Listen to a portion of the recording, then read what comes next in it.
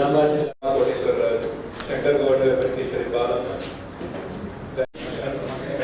MLA గారి పైన వస్తున్నారు. వీళ్ళందరికీ ఇప్పుడు చేస్తున్నారు. దాంట్లో సోమరాజు గారు, వాళ్ళ తరఫున రామకోటేశ్వరరావు గారు, శంకర్ గౌడ్ గారు,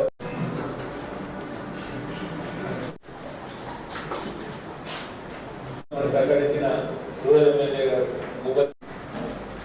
మన జిల్లాకు వచ్చినటువంటి గౌరవనీయులు డీజీపీ గారు, అదేవిధంగా ఐజీ గారు, తర్వాత జిల్లా కలెక్టర్ గారు, మరి మన సిపి గారు, ఇంకా AD intelligence, all the dignities on the dais and beloved police people, all the staff.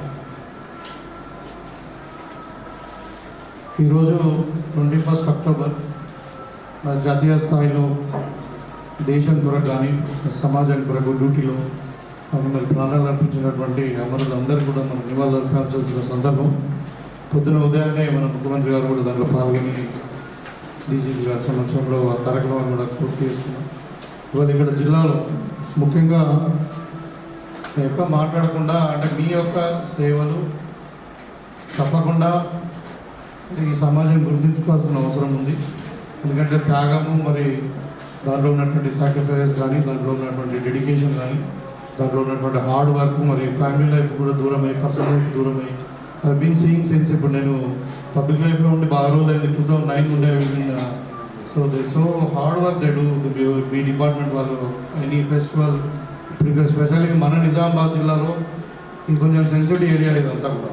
So Ganesh ఉత్సవాలు కానీ, మరి దసరా ఉత్సవాలు కానీ, మొన్న జరిగినటువంటి దీపావళి ఉత్సవాలు కానీ అన్నీ చాలా ఏమాత్రం ఏం డిస్టర్బెన్స్ లేకుండా జరిగినాయి. మరి దానికి అప్పటికే సమాచారం ఇచ్చాము మేము, వాళ్ళకు ఆ కుటుంబాన్ని కాపాడుకుంటామని చెప్పారు. ఇవాళ చాలా సంతోషం నిజంగా. ఒక విధంగా అంటే వాళ్ళకు ₹1 ఎక్స్ప్రెస్ ఇవ్వడం, వాళ్ళ కుటుంబాన్ని అన్ని విధాలుగా ఆదుకోవడం.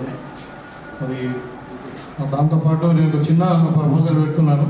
ఆ రోజు మనం నా దొంగను పట్టుకునే దారిలోనే మనకి ఇప్పుడు ఈ సారంగపూర్ రామ్నగర్ అని నా కాన్సెన్స్కి వస్తుంది.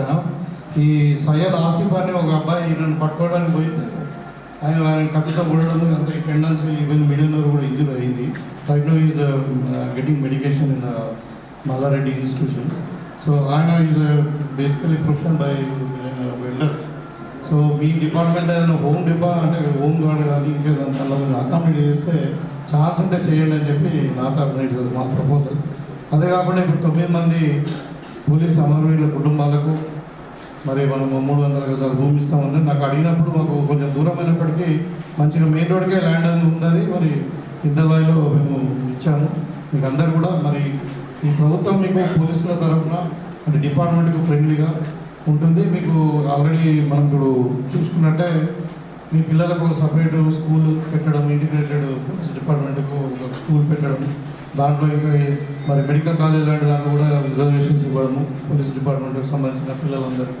వాళ్ళకి సంబంధం అంటే మెయిన్లీ అంటే education and health more important of course. And me professional security కానీ, తర్వాత ఇవంతా కూడా భద్రత, ఇవన్నీ కూడా స్కీమ్స్ ఉన్నాయి మీకు అందరు కూడా. I don't want to go in detail దా. బట్ అంటే ఈ ప్రభుత్వాన్ని మీ అందరు కూడా కుటుంబాలను ఆదుకోవడానికి చిత్తశుద్ధితో ఉంది.